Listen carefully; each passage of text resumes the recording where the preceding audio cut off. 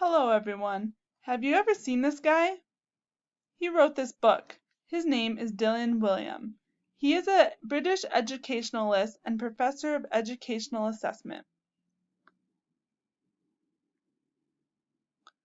A quote he said is, "The teacher's job is to not transmit knowledge nor to facilitate learning. It is to engineer effective learning environments for the students. The key features of effective learning environments are that they create student engagement and allow teachers, learners, and their peers to ensure that the learning is proceeding in the intended direction. The only way we can do this is through assessment. That is why assessment, indeed, is the bridge between teaching and learning." So today I am going to talk about formative assessments using technology, also known as FATS or FATS.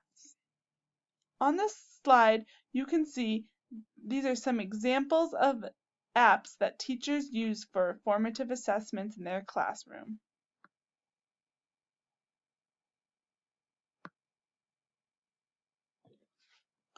We use formative assessments all the time. They might not be on technology, but we use them all the time in our classroom to check if students are understanding. It also allows us to give our students feedback.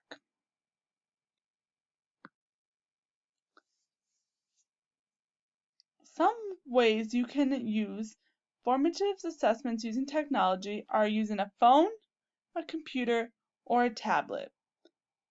You can also use websites or applications. Apps like Google Docs have a website and an application, but not all apps or websites will have both.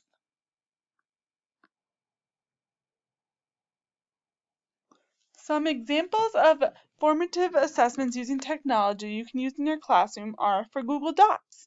You can have your students fill out an exit ticket and send to you, and then you can read them, make comments, or edit it. Another example is Kahoot. Kahoot, you can have your students do a multiple choice test and you can see if they got the answer correct right there. And the last example you can use in your classroom is TikTok. You can have your students create a TikTok for the lesson you are doing to see if they understand. After all, they are always on TikTok, so it might be fun to incorporate things that they do in their everyday life in the lesson. On the screen, you see some pros of using FATS in your classroom. To me, the most important ones are you have more time in your classroom to grade papers because you aren't having to sift through the papers of the things that they filled out. Another pro is that the technology engages them. Students want to be on their devices and it will engage them. And also, teachers get feedback quickly. For example, if you're using Kahoot, you can know if your students got the answer correct right away and it gives you the statistics. You don't have to go back and flip through the papers and grade it manually. Now on the screen you see some cons. I think the biggest con to using FATS are that students can easily cheat if you are using an app like Kahoot. They could just glance over at their peer's screen and see what button they are clicking. Now let's look at the TPAC. TPAC is important when thinking about using formative assessments for technology because if all three of these areas don't work together, then your formative assessment probably won't be effective and it might be a waste of time. When looking at universal design, we think about the means of engagement. And when you're using formative assessments, students can collaborate with each other.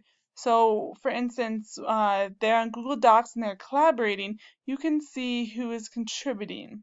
And then when we look at the multiple means of representation, using formative assessments on technology allows students various ways to display their information. So they don't just have to write an essay. There's all different things that you can use that reach out to all students, not just one.